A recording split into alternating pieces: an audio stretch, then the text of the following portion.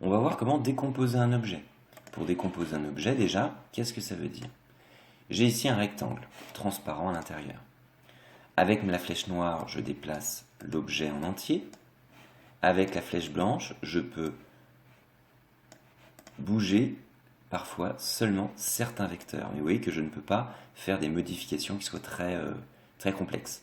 On va pouvoir décomposer cet objet dans la mesure où on va pouvoir modifier chaque petit vecteur. On va pouvoir en fait faire plus de personnalisation dans la déformation de cet objet.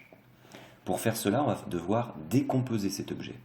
On va dans Objet, Décomposer. Donc décomposer le fond et les contours. Le fond, normalement, il n'y en a pas. Il est transparent, mais s'il y en avait un, on pourrait aussi le prendre en compte. Ce qui va être important pour nous dans cet exemple, c'est les contours. Je fais OK. Et là, en fait, il m'a créé de multiples vecteurs dans cette forme-là. Il m'en a rajouté pour que je puisse personnaliser davantage la personnalisation. Vous voyez qu'ici, on a davantage de points. Donc, par exemple, ici, lorsque je bouge ça, ce trait-là ne bouge pas, alors que tout à l'heure, il bougeait. Donc là, je peux épaissir à volonté cette forme-là. Je peux prendre ce coin-là et le mettre comme ceci, alors que tout à l'heure, il bougeait cette barre en entier. Donc je vais pouvoir faire comme ceci. Voilà.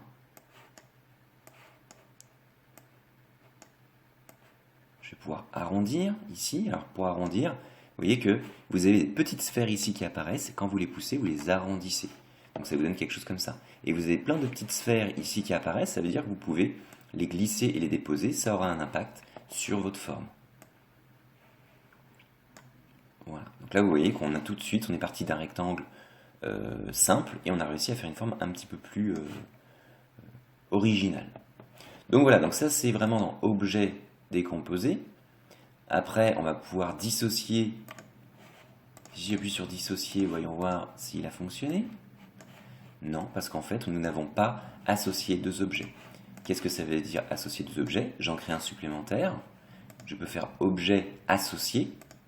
Voilà. On va voir s'il les a pris en compte. Là, vous voyez qu'on a deux objets.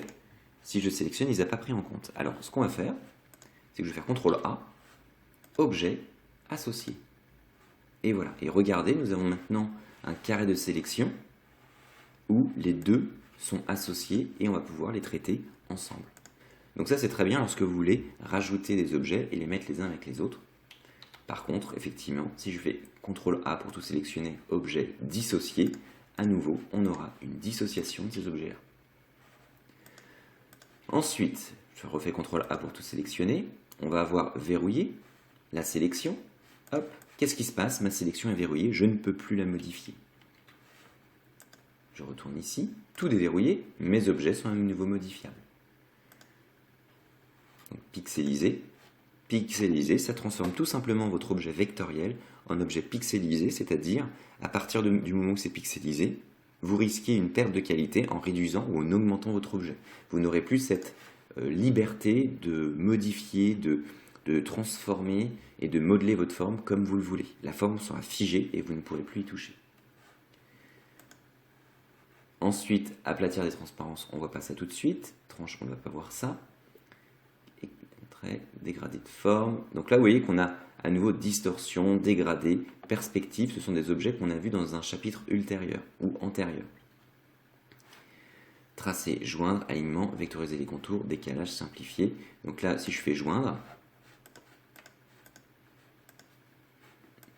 ça n'a pas fonctionné puisqu'il n'y avait pas d'objet à joindre. Donc ne pas confondre ce qu'on a vu joindre avec objet dissocié ou associé. Donc joindre va gérer un autre objet, va gérer une autre option, alors qu'associer et dissocier, c'est vraiment pour joindre deux objets l'un avec l'autre, comme ceci. Voilà. Donc je répète, je sélectionne, je fais objet associé ou objet dissocié. Nous allons voir aussi dans Objet différentes options qui sont ici. Par exemple, si j'ai dans un premier temps deux tracés, comme ceci, et que je les sélectionne, je vais dans Objet, Tracé, et je vais pouvoir par exemple les joindre. Je clique dessus, hop, il a fait une jointure. Ensuite, je reprends ce tracé, je fais objet, tracé, je vais pouvoir aligner. Alignement horizontal, vertical, ou les deux, je prends vertical, je fais OK. Bon, là, il m'a fait un truc un petit peu étrange. Mais si je prends, par exemple, un autre type de tracé, comme ceci, objet, tracé, alignement, horizontal, OK. Donc en fait, il va me tordre les objets pour qu'ils soient de manière horizontale. Objet, tracé, on va avoir vectorisé le contour. Alors qu'est-ce que ça va donner? Imaginez, je fais un tracé comme ceci. Je zoome un petit peu. Je sélectionne mon objet et je fais objet, tracé, vectoriser le contour. Je clique dessus et en fait, il m'a personnalisé, il a rajouté en fait des vecteurs sur mon objet. Vous voyez, par exemple là, il y a des petits vecteurs ici, il m'en a rajouté ici. Donc en fait, il va transformer votre tracé simple, où il n'y a qu'un vecteur au début et à la fin, et il va vous le transformer en objet avec de multiples points à déplacer. Hop, donc je clique dessus, je reclique mon objet, objet tracé, on va pouvoir faire un décalage, donc décalage de 3 mm, je fais OK, et il m'a fait un contour de 3 mm autour de mon objet. Donc ça c'est très bien, par exemple, si vous voulez faire un cadre comme ceci, je fais objet tracé, décalage de 3 mm, je fais OK, et il m'a fait un cadre. Donc vous voyez qu'on peut très facilement, en fait, ça duplique l'objet et ça l'éloigne, l'écarte de 3 mm. Ensuite, si j'ai un rectangle, je vais voir ce que j'ai d'autre comme option. Donc supprimer les points d'ancrage, ajoute point d'ancrage, on va pouvoir ajouter des points d'ancrage. OK, donc là ça m'a rajouté un point d'ancrage, ça m'a rajouté aussi un objet. Donc, vous voyez qu'on va pouvoir composer notre objet, lui rajouter de multiples aspects, on va dire ça comme ça. Donc je fais un objet, objet tracé, on va pouvoir simplifier l'objet, ajout, supprimer des points d'ancrage, donc les points d'ancrage ce sont les petits points qu'on va pouvoir étirer ou contracter, diviser les objets inférieurs, et voilà. Après il y a d'autres options qu'on va pouvoir voir soit ultérieurement, soit dans un tutoriel un petit peu plus complet. Mais déjà ici dans le tracé, vous allez pouvoir utiliser ceux-là qui sont très bien pour travailler sur une forme simple et soit la vectoriser, soit joindre deux lignes, etc. Ensuite, en bas, on a forme. On va pouvoir convertir en rectangle si ce qu'on a mis là n'est pas rectangle, ou alors décomposer le rectangle. Si je clique dessus, en fait, il va me décomposer le rectangle, c'est-à-dire je vais pouvoir cliquer sur ça. Alors je vais recommencer, objet, forme, convertir en rectangle, hop, il l'a à nouveau converti en rectangle.